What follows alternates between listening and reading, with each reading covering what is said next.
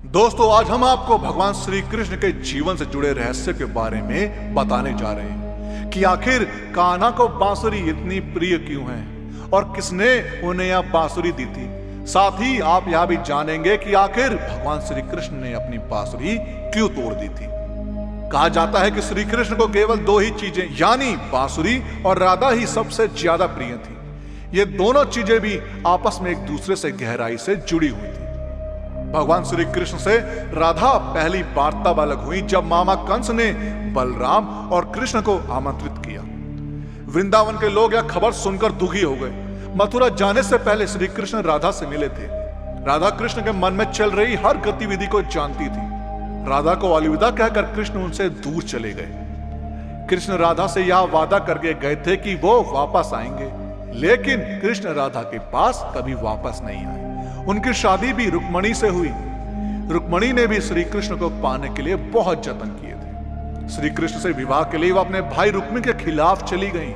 राधा की तरह वह भी श्री कृष्ण से प्यार करती थी। रुक्मणी ने श्री कृष्ण को एक प्रेम पत्र भी भेजा था कि वह आकर उन्हें अपने साथ ले जाएं। इसके बाद ही कृष्ण रुक्मणी के पास गए और उनसे शादी कर ली। अब कृष्ण के वृंदावन छोड़ने के बाद से ही राधा का वर्णन बहुत कम हो गया। राधा और कृष्ण जब आखिरी बार मिले थे तो राधा ने कृष्ण से कहा था कि भले ही वो उनसे दूर जा रहे हैं, लेकिन मन से कृष्ण हमेशा उनके साथ रहेंगे। इसके बाद कृष्ण मथुरा गए और कंस और बाकी सभी राक्षसों को मारने का अपना काम पूरा किया। इसके बाद प्रजा की रक्षा के लिए कृष्ण द्वारिका चले गए और द्वारकाधीश के नाम से लोकप्रिय हुए। जब कृष्ण वृंदावन से निकल गए तब राधा की जिंदगी ने अलग ही मोड़ ले लिया था। बताया जाता है कि राधा की शादी एक यादव से हो गई थी। अब राधा ने भी अपने दाम्पत्य जीवन की सारी रस्में निभाई और बूढ़ी हो गई, लेकिन उनका मन तब भी कृष्ण के लिए समर्पित था। राधा ने पत्नी के तौर पर अपने जितने भी सारे कर्तव्य थे पूरे किए और दूसरी तरफ श्री कृष्ण ने अपने दैव्य कर्तव्य निभाए। सारे कर्तव्यों से मुक्त होने के बाद राधा आखिर बार अपने प्रियतम कृष्ण से मिलने गई। जब वह द्वारका पहुंची तो उन्होंने कृष्ण की रुक्मणी और सत्यभामा से विवाह के बारे में सुना, लेकिन वह दुखी नहीं हुई। जब कृष्ण ने राधा को देखा तो वो बेहद प्रसन्न हुए। दोनों संकेतों की भाषा में एक दूसरे से काफी देर तक बातें करते रहे। राधा जी को कान्हा की नगरी द्वारिका में कोई नहीं पहचानता था। राधा के अनुरोध पर कृष्ण ने उन्हें महल में देविका के रूप में नियुक्त कर लिया। अब राधा दिन भर महल में रहती और महल से जुड़े कार्य देखती थी। मौका मिलते ही वह कृष्ण के दर्शन कर लेती थी, लेकिन महल में राधा ने श्री कृष्ण के साथ पहले की तरह का आध्यात्मिक जुड़ाव महसूस नहीं किया। इसलिए राधा ने महल से दूर जाना तय किया। उन्होंने सोचा कि वह दूर जाकर दोबारा श्री कृष्ण के साथ गहरा आत्म संबंध स्थापित कर पाएंगे। उन्हें नहीं पता था कि वह कहां जा रही हैं, लेकिन भगवान श्री कृष्ण जानते थे। धीरे धीरे समय बीता और राधा बिल्कुल अकेली और कमजोर हो गई। उस वक्त उन्हें भगवान श्री कृष्ण की आवश्यकता पड़ी। आखिर समय में भगवान श्री कृष्ण उनके सामने आ गए। कृष्ण ने राधा से कहा कि वह उनसे कुछ मांगे, लेकिन राधा ने मना कर दिया। कृष्ण के दोबारा अनुरोध करने पर राधा ने कहा कि वह आखिरी बार उन्हें बांसुरी बजाते देखना चाहती हैं। अब श्री कृष्ण ने बांसुरी ली और बेहद सुरीली धुन में बजाने लगे।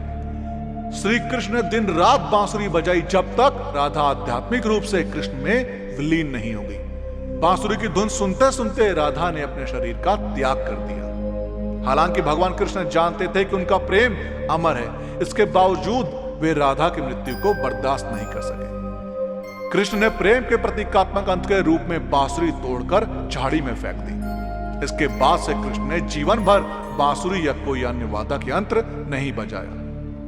द्वापर युग में जब भगवान श्री कृष्ण ने धरती में जन्म लिया तब देवी देवता वेश बदलकर समय समय पर उनसे मिलने धरती पर आने लगे। तभी भगवान शिव जी भी अपने प्रिय भगवान से मिलने के लिए आए, परंतु वह यह सोचकर कुछ क्षण के लिए रुके कि यदि वे श्री कृष्ण से मिलने जा रहे हैं तो उन्हें कुछ उपहार भी अपने साथ ले जाना चाहिए। तभी महादेव शिव को याद आया कि उनके पास ऋषि दधीचि की महाशक्तिशाली हड्डी पड़ी है। ऋषि दधीचि वही महान ऋषि हैं जिन्होंने धर्म के लिए अपने शरीर को त्याग दिया था, साथ ही अपने शक्तिशाली शरीर की सभी हड्डियां दान कर दी थी। उन हड्डियों की सहायता से विश्वकर्मा ने 3 धनुष, पिनाक, गांडीव, सारंग तथा इंद्र के लिए वज्र का निर्माण किया था। महादेव शिवजी ने उस हड्डी को घिसकर एक सुंदर एवं मनोहर बांसुरी का निर्माण किया। फिर जब शिवजी भगवान श्री कृष्ण से मिलने गोकुल पहुंचे तो उन्होंने श्री कृष्ण को भेंट के स्वरूप वह बंसी दी और उन्हें आशीर्वाद दिया। तभी से भगवान श्री कृष्ण उस बांसुरी को अपने पास रखते हैं। दोस्तों, आपका राधा कृष्ण से जुड़ी इस घटना के बारे में क्या कहना है, हमें कमेंट्स के माध्यम से जरूर बताएं। और इस वीडियो का पार्ट 2 चाहिए हो तो कमेंट्स में पार्ट 2 जरूर लिखें। और साथ ही साथ अगर आपको हमारी आज की वीडियो पसंद आई हो तो टारगेट रखते हैं 5000 लाइक। अब 5000 लाइक इतने ज्यादा तो है नहीं, तो इस वीडियो को लाइक और शेयर करना ना भूलें। और जिन लोगों ने अभी तक हमारे चैनल को सब्सक्राइब नहीं किया, उनसे मेरी गुजारिश है कि हमसे जुड़े रहने के लिए और ऐसे ही और भी वीडियोस देखने के लिए हमारे चैनल को सब्सक्राइब जरूर करें।